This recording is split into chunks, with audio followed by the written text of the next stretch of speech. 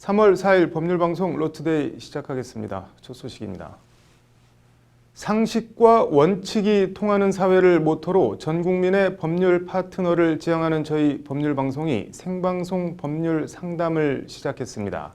저희 법률방송에 전화 한 통만 주시면 시청자 누구나 무료로 친절하게 실력 있는 변호사들의 법률 상담을 받으실 수 있습니다. 생방송 법률 상담, 그 생생한 방송 현장을 담아온 신세아 기자가 무료 법률 상담을 받으려면 어떻게 하면 되는지 전해드립니다. 오늘 오전 10시 서울 역삼동 법률방송 스튜디오. 오전 11시 생방송을 앞두고 담당 PD와 작가, 출연 변호사들 모두 눈코 뜰 새 없이 분주합니다. 오전 11시 정각, PD의 콜사인이 떨어지고 법률방송 생방송 법률 상담 프로그램이 시작합니다. 분들께 힘이 되어드리기 위해서 저희 생방송 법률 상담이 문을 활짝 열었습니다. 전 국민의 법률 파트너를 지향하는 법률방송은 지난달 18일부터 시청자들을 위한 무료 법률 상담 방송을 시작했습니다. 방송 시간은 매주 월요일부터 금요일 오전 11시부터 오후 1시까지 2시간 동안 생방송으로 진행됩니다. 네티즌들은 같은 시간 유튜브를 통해서도 생방송 법률 상담을 시청할 수 있습니다.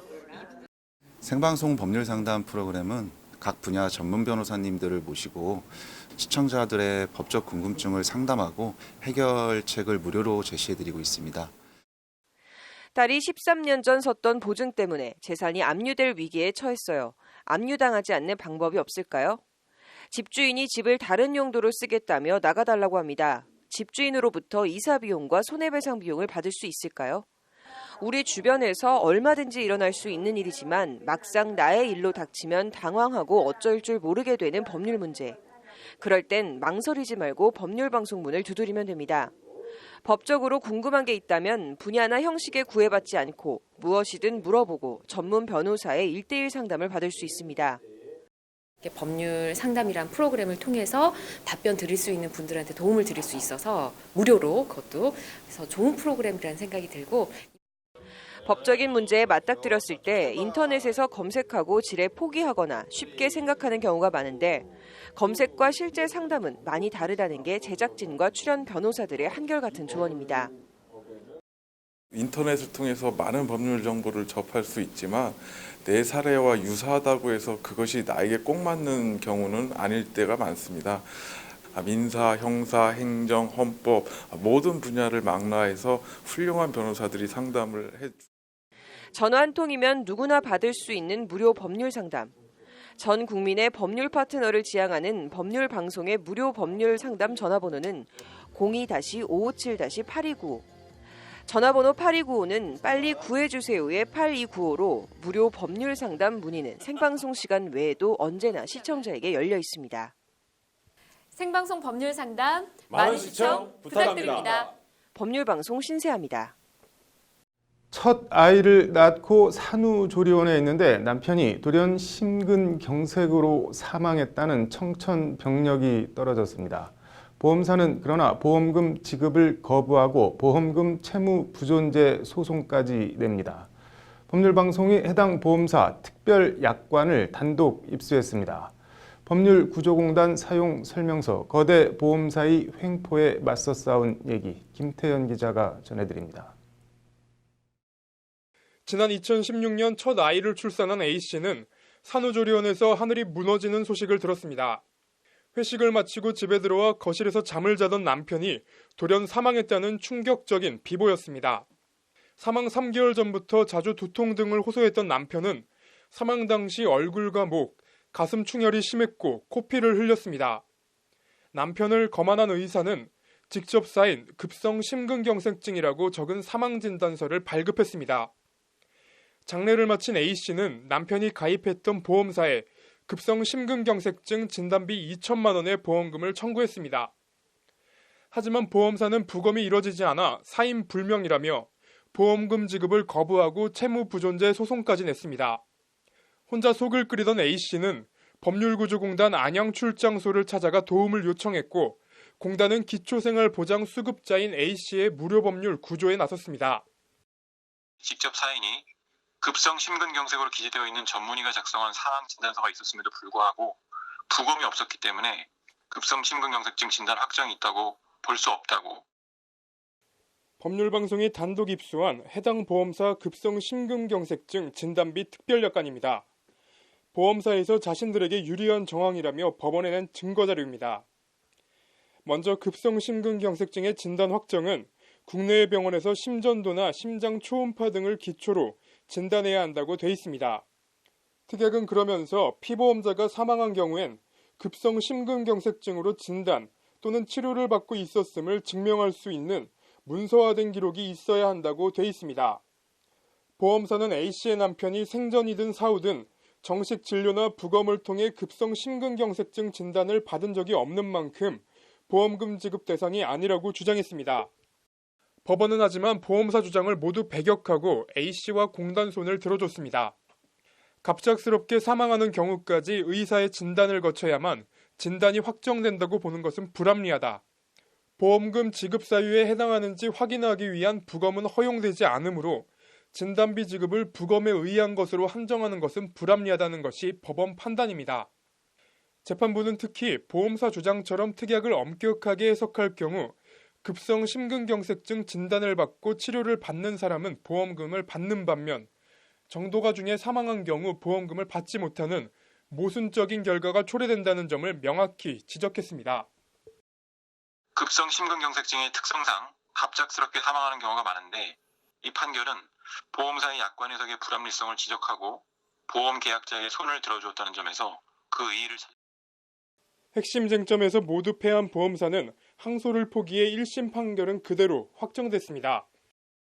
이번 판결은 확정 진단이 없다는 이유로 무조건 보험금 지급을 거절해온 보험사의 횡포와 잘못된 관행에 경종을 울린 판결이라는 평가입니다.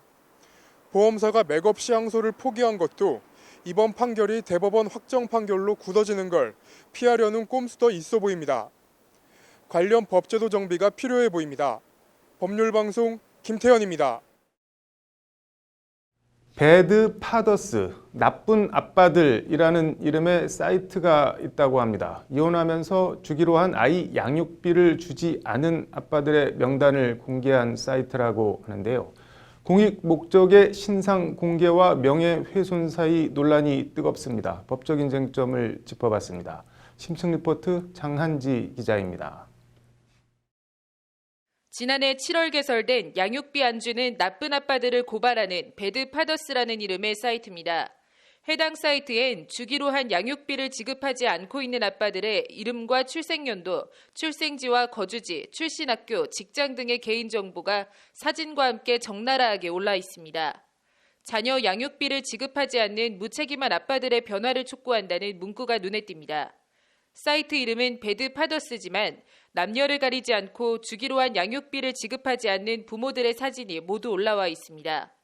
꼭 이렇게까지 해야 하느냐는 일각의 비판과 명예훼손 등 현행법 위반 소지가 있음도 잘 알지만 오죽하면 이렇게 하겠냐는 겁니다.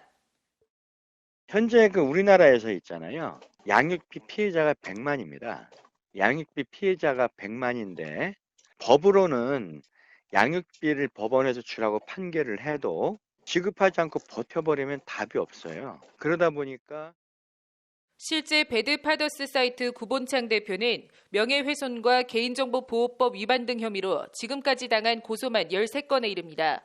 법조계에선 일단 양육비 미지급이 사실이어도 명예훼손죄 성립 가능성이 있다고 보고 있습니다. 공공연히 사실을 적시해 사회적 평판을 깎아내렸기 때문입니다. 행여나 사실이 아닐 경우 처벌 수위는 훨씬 높아집니다. 문제는 무고한 사람들이 노출이 될 수 있는 거잖아요. 그러니까 악용 가능성이 있거든요. 예를 들어서 비난받지 않아도 될 사람들이라든지 아니면은 잘 주고 있는데도 그냥 감정상 올린다든지 이런 경우도 있습니다. 이런 가운데 사이트에 신상이 공개된 아빠들이 초상권 침해와 명예훼손을 이유로 낸 배드 파더스 사이트 차단 요구에 대해 방송통신심의위원회는 지난달 22일 해당 건을 기각했습니다. 양육비를 지급하지 않는 부모 개인의 명예훼손도 중요하지만 신상 공개로 인한 공익성이 더 크다는 것이 방심위 판단입니다. 하지만 공익을 앞세운 방심위 유권 해석에도 명예훼손은 물론 개인정보보호법 위반 소지도 상당하다는 것이 법조계의 지적입니다. 타인의 개인정보를 수집해 처리하려면 당사자의 동의를 얻어야 하는데 이런 동의가 없었으니 엄연히 불법 소지가 있다는 겁니다. 이 양육비 미지급이라는 게 워낙 아이들의 인권을 침해하는 거니까 폭로하는 게 좋다 이거잖아요. 그게 뭐 방통심의 의견이라면 저도 개인적으로는 그렇게 보지만 단지 개인정보보호법만으로는 적법한 근거가 없어 보이는데 이처럼 범법자가 되는 걸 무릅쓰고서라도 양육비 미지급자 명단을 공개하는 데에는 양육비 지급을 강제할 수 있는 법제도가 미비한 측면이 큽니다. 실제 우리나라는 이혼 뒤 주기로 한 양육비 지급 이행률이 2016년 37%, 2017년 37%, 2018년 10월 기준 33%밖에 되지 않는 것으로 조사됐습니다. 일단 이혼을 하고 나면 열의 6명 이상이 애초 주기로 한 양육비를 주지 않고 있다는 얘기입니다. 반면 미국과 캐나다 등은 양육비 미지급자에 대해 운전면허 취소 등의 제재를 가하고 프랑스나 독일 등 유럽 선진국은 징역형에 처하는 등 강력하게 대처하고 있습니다. 한 번에 주고받고 한 번에 해결되는 문제도 아니고 상당히 주고받는데 어려움이 있거든요. 그래서 그 근본적인 해결을 위한 양육비를 바라보는 인식의 전환과 그거에 대한 맞는 제도 설계가 필요한데 이런 가운데 양육비 해결 모임 회원들이 지난달 14일 헌법재판소에 양육비 제도 진정입법 부작위 헌법소원을 냈습니다. 정부와 국회가 양육비 지급을 강제할 수 있는 법안을 마련하지 않아 행복추구권 등 헌법적 권리가 침해당하고 있으니 관련 법안을 마련해달라는 취지의 헌법소원입니다. 양육비 미지급은 아동의 생존권 침해와 직결되는 기본권 중의 기본권 문제라는 게 양육비 해결 모임 회원들이 낸 헌법소원 취지입니다. 헌법재판소가 어떤 결정을 내릴지 주목됩니다. 법률방송 장한지입니다. 김학의 전 법무부 차관 성접대 의혹 사건을 수사한 경찰이 검찰 송치 과정에서 3만 건 이상의 디지털 증거를 누락한 것으로 대검 진상조사단 조사 결과 드러났습니다. 앵커 브리핑입니다. 중국 춘추시대 제나라 위왕 시절 위왕이 총애하는 우희라는 후궁이 있었습니다. 당시 제나라는 간신 주파오가 조정의 실권을 잡고 전횡을 일삼으며 나라를 좌지우지 망치고 있었습니다. 이에 우희는 위왕에 전하 주파오는 속이 검은 사람입니다. 그의 관직을 박탈해 내치시고 북곽 선생과 같은 어진 선비를 등용하시옵소서라는 직언을 올립니다. 우희가 자신을 내쫓으려 했다는 얘기를 들은 주파오는 우희와 북곽이 서로 좋아 사통하는 사이라는 거짓말을 지어 퍼뜨립니다. 이에 위왕은 우희를 잡아 옥에 가두고 직접 신문합니다. 우희는 신첩의 결백은 푸른 하늘과 흰 해와 같다며 결백을 호소합니다. 옛날에 유하해라는 사람이 겨울밤 추위에 언 여인을 자신의 침상에 들여 몸을 녹여주었지만 남녀 사이의 일을 의심하는 사람은 없었습니다.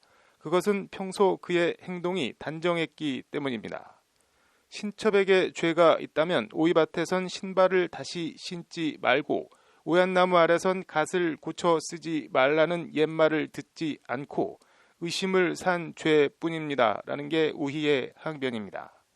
말도 많고 탈도 많은 김학의 법무차관 별장 성접대 의혹이 오늘 또 구설에 올랐습니다. 대검 진상조사단이 경찰이 김 전 차관 사건 관련 휴대전화와 컴퓨터 포렌식을 통해 확보한 3만 건 이상의 동영상 등 디지털 증거를 송치 누락한 사실을 확인하고 경찰청에 13일까지 그 진상 파악과 함께 자료를 제출해달라고 요청했다고 오늘 밝힌 데 따른 것입니다. 기록상 확보된 진술에 따르면 별장 성접대 관련 추가 동영상이 존재할 개연성이 충분한데도 경찰은 포렌식한 디지털 증거를 송치 누락하고 검찰은 이에 대한 추가 송치를 요구하지도 않은 채 두 차례 혐의 없음 처분한 것이라는 게 조사단 관계자의 말입니다. 앞서 조사단은 지난 1월엔 당시 검찰이 윤 씨 휴대전화에서 김 전 차관의 차명폰 번호를 확보하고도 이를 은폐한 정황을 밝혀낸 바 있습니다.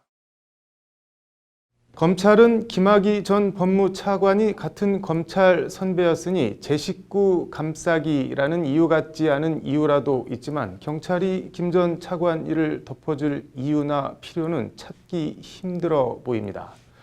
상식적으로 납득이 안 가는 일이 벌어졌다면 상식적이지 않은 일을 벌어지게 했던 다른 힘이나 요인이 있었을 것입니다.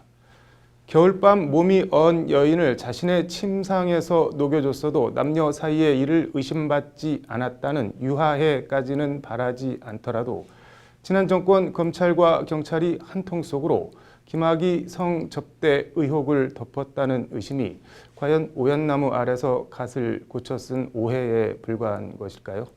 진상조사든 재수사든 명명백백히 밝혀져야 할 것 같습니다. 앵커 브리핑이었습니다. 이어서 법조계 소식 전해드리겠습니다. 국가인권위원회가 남성춤인 동네 한령춤의 무형문화재 전수장학생을 선정할 때 여성을 배제한 것은 차별이라고 밝혔습니다. 인권위는 부산광역시장에게 재발 방지 대책을 마련할 것 등을 권고했습니다. 법무부는 범죄 예방을 위한 보호관찰위원과 법무보호위원 제도를 신설하고 지난 1일 심리상담사와 사회복지사 등 민간자원봉사자 8,300명을 위원으로 위촉했습니다. 이들은 보호관찰 대상자의 사회복귀를 돕게 됩니다. 경찰청 소속 일반직 공무원들로 이뤄진 경찰청 공무원 노동조합이 검경 수사권 조정, 고위공직자 비리수사처 설치 등 사법개혁 입법을 촉구하는 대국민 서명운동을 벌인다고 오늘 밝혔습니다. 법제처는 이번 3월 한 달간 전국 중학교를 대상으로 2019년 청소년 법제관 운영학교를 모집합니다. 3월 4일 법률방송 로투데이 마치겠습니다. 시청해주셔서 감사합니다.